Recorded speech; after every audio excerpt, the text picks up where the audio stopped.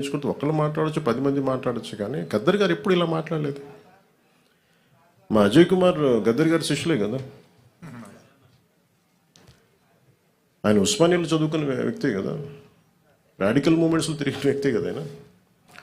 ఇది మేబీ వాళ్ళు ఏదైనా చూడకుండా ఏదైనా పొరపాటు అని ఉన్నారు, నాకు వాళ్ళు బాగా తెలుసు కదా వాళ్ళ కుటుంబం కూడా. అది సరిగ్గా అర్థం చేసుకుని లేకుండా మాట్లాడుండొచ్చు, అంతకుమించి ఇంకేమన్నా. వాళ్ళంటే నాకు అందరికీ చాలా ఇష్టం. నాకు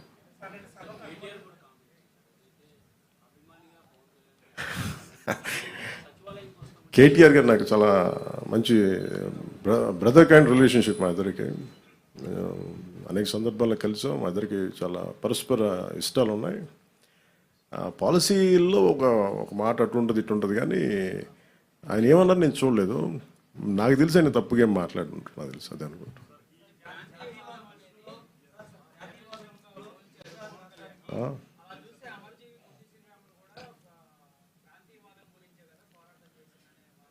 అంటే మనం ప్రత్యేక రాష్ట్రం కోరుకోవటం వేరు, ప్రత్యేక రాష్ట్రం కోరుకోవటం వేరు.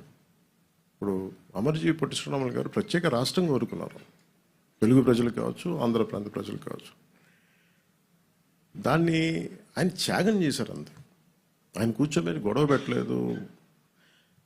తెలుగు వాళ్ళందరికీ రాష్ట్రం కావాలని కోరుకోవటం వేరు, కానీ ఎక్కడ మిగతా వాళ్ళు రాకూడదు, అసలు అలాంటి దూషణ ఎక్కడ చేయలేదు. ఇది నేను అంటుంది ఏంటంటే, ఇట్స్ నాట్ అబౌట్ ఒక తెలంగాణ గురించో ఒక ఆంధ్ర గురించో కాదు.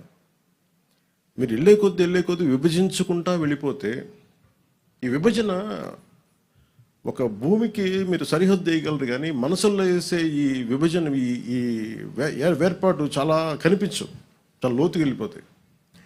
భవిష్యత్తులో మనం అద్భుతమైన అభివృద్ధి ఇవ్వలేకపోవచ్చు, కానీ కనీసం మన కనీస ధర్మం ద్వేషం ఇవ్వైతే ఇవ్వకూడదు కదా సమాజానికి.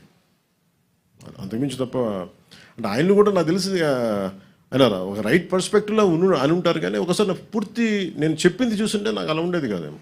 అది మేము ఎప్పుడైనా కూర్చున్నప్పుడు సరదాగా మేము మాట్లాడుకుంటాం, దట్స్ నాట్ ఎట్ ఆల్ విషయం.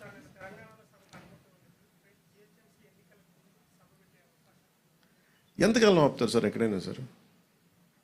ఇప్పుడు ఇలా అయితే మీరు నాకు తెలిసి తెలంగాణ అంతా కూర్చోబెట్టి, తెలంగాణ నిజంగా చెప్పాలంటే తెలంగాణ పోరాట స్ఫూర్తి చాలా ఎక్కువ. ఇప్పుడు నేను కూర్చోబెట్టి ఇక్కడున్న మా నాయకులు ఎవరు పోటీ చేయట్లేదు కదా, ఇక్కడున్న ఆంధ్ర నాయకులు ఎవరు ఎక్కడ వెళ్ళట్లేదు. అక్కడ కూర్చున్నది పూర్తి తెలంగాణ బోర్న్ అండ్ బ్రాట్, అది పూర్తి నేలబిడ్డలు, అక్కడ భూమిపుత్రులు. వాళ్ళు పోటీ చేస్తారంటే ఆపేది ఎవరండి? వాళ్ళు సభ పెట్టుకుంటారంటే ఆపేది ఎవరు? ఎంతకాలం ఆపగలరు? ఇస్ ఇట్ యాంటీ కాన్స్టిట్యూషనల్ కదా. ఈవెన్ తెలంగాణ పోలీసు కూడా అదే చెప్తారు కదా, ఒకరోజు ఆపగలరు, 2 రోజులు ఆపగలరు, కానీ అలా తెలుసు ఎక్కడ ఆప్ చేయలేరు, జరగదు కూడా. అది ఉన్న ఏదో ఒక మేబీ ఆ సందర్భం నాకు తెలిసి ఇది ఒక్కళ్ళు కూర్చొని చేసింది కాదు, ఏదో అది చిలికి గాలి వల్ల అయింది అనుకుంటున్నాను. అంతకుమించి నిజంగా చెప్పాలంటే నేను అడిగారు మన ఛానల్లో కూడా, మన కొంతమంది జర్నలిస్ట్ సోదరులు కూడా అడిగారు, ఏదైనా కాన్స్పిరసీ ఉంటుందంటే ఏముంటుంది కాన్స్పిరసీ, ఏదో ఒకళ్ళు కూర్చోబెట్టి మాట్లాడి కాకపోతే దేనికి తక్కువ అంటుకుంటుందంటే, మన దేశంలో బతకడం మన హక్కు కదా.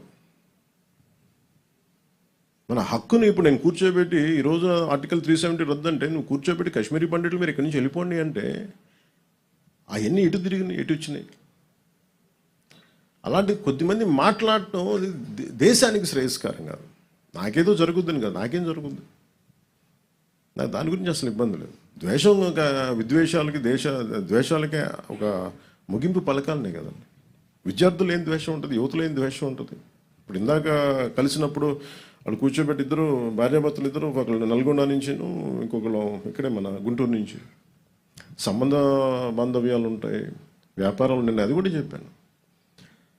ఆంధ్రాకి వచ్చి ఎంతమంది 2014 నుంచి 24 దాకా, ఇప్పుడు నాకు తెలియదు కానీ నా కాంట్రాక్ట్స్ నేను చూడను, కానీ 14 నుంచి 24 దాకా ఎంతమంది తెలంగాణ కాంట్రాక్టర్స్ ఇక్కడ కాంట్రాక్టులు తీసుకున్నారు? అలాగే తెలంగాణలో ఎంతమంది ఆంధ్ర కాంట్రాక్టర్స్ అక్కడ కాంట్రాక్టులు చేశారు? నేనేమంటున్నానంటే, ఇవన్నీ మీరు జరుగుతున్నప్పుడు ప్రజల మధ్య ద్వేషం దేనికని అవి తీసుకురాకుండా ఒక కైండ్ ఆఫ్ రిక్వెస్ట్ అది సార్. నాకు నిజంగా తెలియదు సార్, ప్రాబ్లం. నేను నిజంగా చెప్తాను కదా, నాకు మా వాళ్ళు పోరు పెడితే వెళ్ళాను సార్. నేను మా వాళ్ళు 12 సంవత్సరాల నుంచి అడుగుతున్నారు. నాకు తెలుసు వెళ్తే ఏదో ఒకటి అంటారు, మళ్ళీ నాకు ఎందుకులే అని చెప్పి నాకు 12 సంవత్సరాలు వెయిట్ చేసిన తర్వాత పుష్కర్ కాలం తర్వాత అంత ద్వేషం ఉండదని అనుకున్నాను. మా వాళ్ళని అడిగితే ఈ ప్రేమగా వెళ్ళాను దానికి నాకు నిజంగా